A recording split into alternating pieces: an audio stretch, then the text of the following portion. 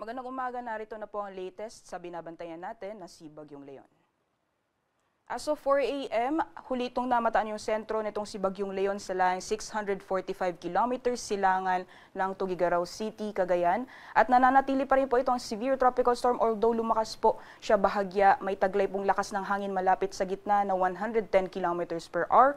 May pagbugso na umaabot ng 135 kilometers per hour at kumikilos po west-northwestward sa bilis na 10 kilometers per hour. Kung makikita po natin dito sa ating latest na satellite image, yung rain bands po nitong si Bagyong Leon ay nakakaapekto na sa may bahagi ng Bicol Region, gayon din sa ilang bahagi ng Eastern Visayas.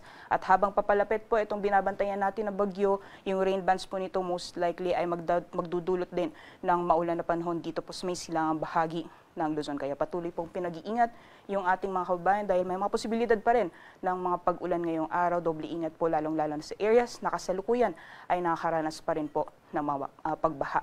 Mamaya po alamin po natin yung mga areas na posible po makaranas ng malalakas na mga pag-ulan sa mga susunod na araw.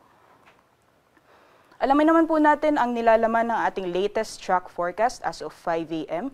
So meron po tayo yung forecast track or yung central track or magiging pagkilos nitong si Bagyong Leon sa mga susunod na araw. Meron din po tayong tinatawag na forecast probability cone. Yan po yung area na shaded or highlighted ng puti. Diyan po posibleng dumaan yung sentro nitong si Bagyong Leon sa mga susunod na araw.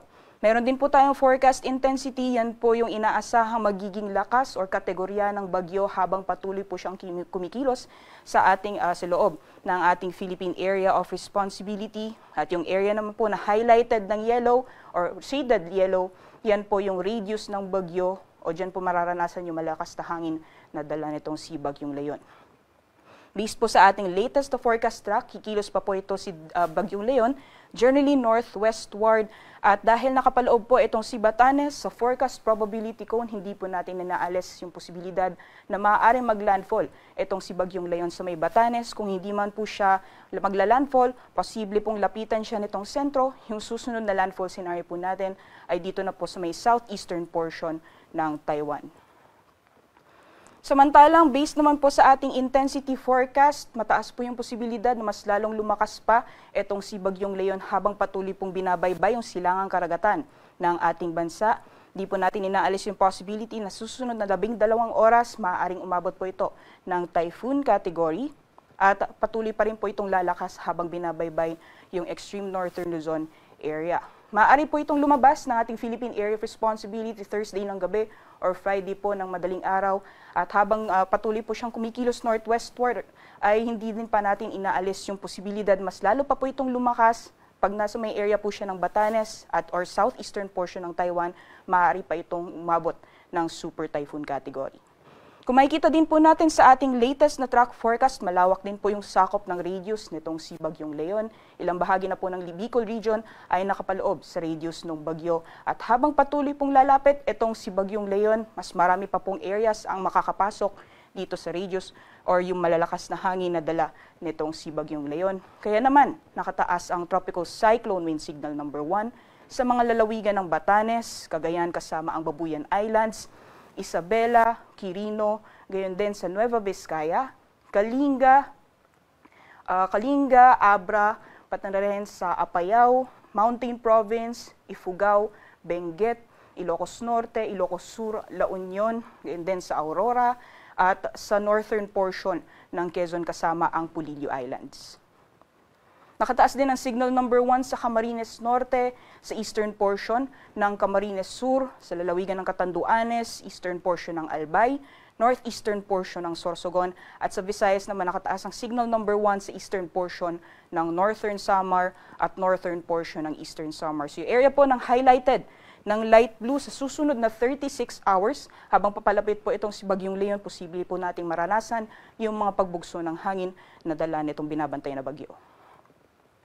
Pagdating naman po sa mga pag-ulan na dala nitong si Bagyong Leon, gayon din yung trough or extension nitong si binabantayan na bagyo. Ngayong araw hanggang sa darating na Thursday, mostly portions po ng northern Luzon, gayon din sa western portion ng ating bansa, posible po yung malalakas na buhos ng ulan dala nitong binabantayan na bagyo.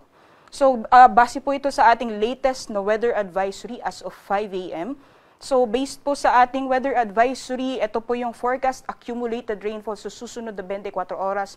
So total accumulated po ito sa susunod na 24 hours. Posible pong humigit 200 milimetro ang mararanasan sa ngayong araw sa Batanes, pati na rin sa Cagayan kasama ang Babuyan Islands. Heavy to intense naman ang mga pag-ulan. Ngayong araw posible maranasan sa Ilocos Norte, Apayao, Occidental Mindoro at Antique. Meanwhile, moderate to heavy naman sa Ilocos Sur, Isabela, Abra, Kalinga, Calamian Islands, Romblon, Negros Occidental at Aklan. So mapapansin po natin hindi lamang po areas ng Northern Luzon, yun din ilang bahagi ng Central Luzon ang mga karanas po ng mga pag-ulan.